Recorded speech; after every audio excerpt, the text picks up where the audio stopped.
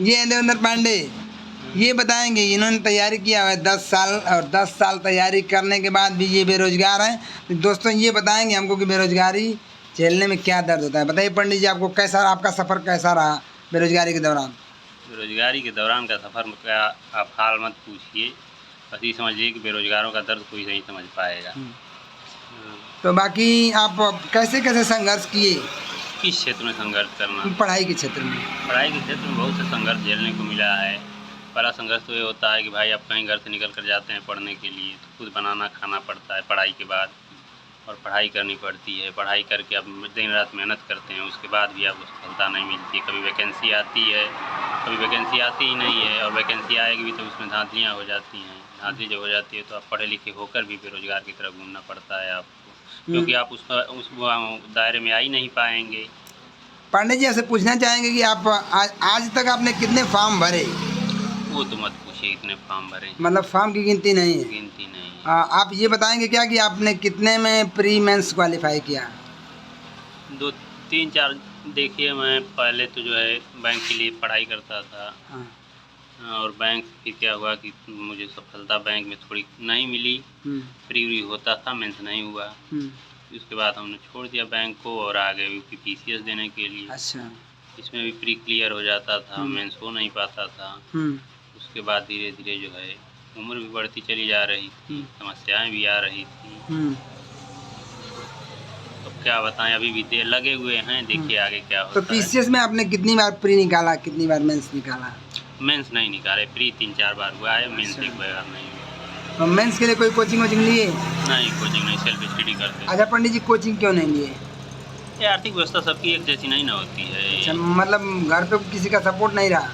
Support का मतलब ये कि कोचिंग की फीस नहीं होता है, महीने की फीस इतनी खर्च ही पहुंच जाता था कि भाई आप वहाँ रह लें।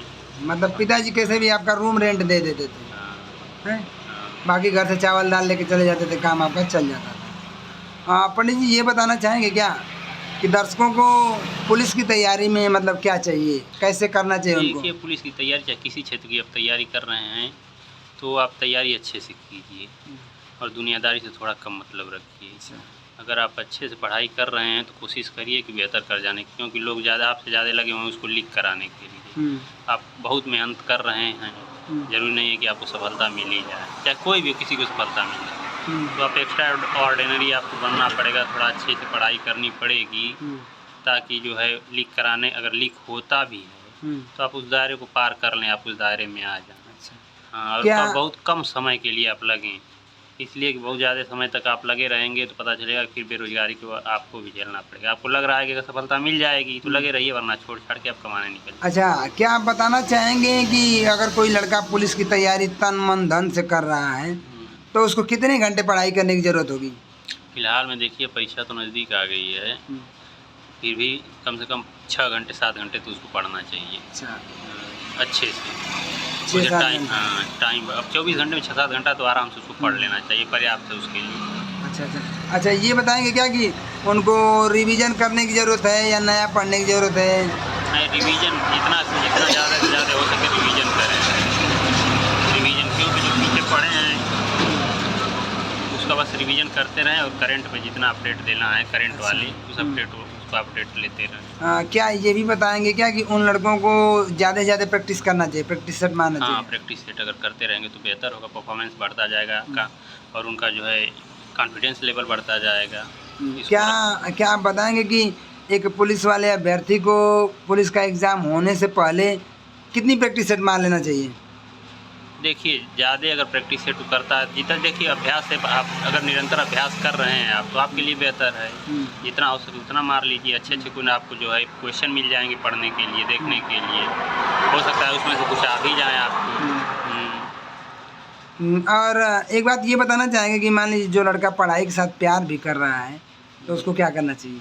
बस करना यही चाहिए कि एक समय एक ही काम होगा, या तो आप प्यार कर लीजिए, नहीं तो पढ़ाई कर लीजिए। तो क्या वो लड़का प्यार करना छोड़ दे या पढ़ाई करना छोड़ दे? तो उसके ऊपर निर्भर करेगा क्या करेगा वो अपनी गर्लफ्रेंड से क्या बोले, मतलब उसको कैसे समझाए? वो मान नहीं रही है, उसको रोज़ रोज़ बतियाने के लिए चाहिए 3-4 घंटा, और उतने में वो डिसबैलेंस हो रहा है लड़का। तो मान लीजिए कि वो कैसे उसको समझाए, उसको क्या बोले कि मान लीजिए कि कैसे समझाए कि वो थोड़े दिन के लिए मान जाए? जैसे हाँ, तो क्या कहना समझा ले, चाहेंगे? अब उसके ऊपर निर्भर कर रहा है कैसे समझाएगा। अब कुछ ही दिन बाकी है, पेपर हो जाए उसके बाद बात करता रहे। हम तो नहीं कहेंगे कि भाई जो है आप प्यार पे और इसके चक्कर में पड़िए। अगर प्यार के चक्कर में पड़ेंगे तो करियर बर्बाद होगा। तो और क्या क्या आप ये कहना चाहते हैं कि वो प्यार करना छोड़ दे? हम नहीं कहेंगे किसी को भी प्यार कर रहे हैं तो आप प्यार करना छोड़ दीजिए, या नौकरी करना रहे, नौकरी की तैयारी कर रहे हैं तो प्यार के लिए नौकरी की तैयारी छोड़ दीजिए। अच्छा ये बताइए, आप भी तैयारी कर रहे थे तो आप किसी से प्यार व्यार किए थे? कहाँ टाइम में मिलता है सब प्यार के लिए। अरे भाई बताइए, शर्माई नहीं, सब लोग अपने दोस्त हैं, अपने देखते अरे रहेंगे इतना टाइम कहाँ मिलता था, टाइम ही नहीं मिलता था प्यार करने के लिए। प्यार करने के लिए। नहीं, लड़कियों को हैंडसम लोग चाहिए, हम लोग कहाँ हैंडसम हैं। कहने डायरेक्ट इजहार कर दिए। अरे नहीं, रहने दीजिए, काहे को झूठे डिस्टर्ब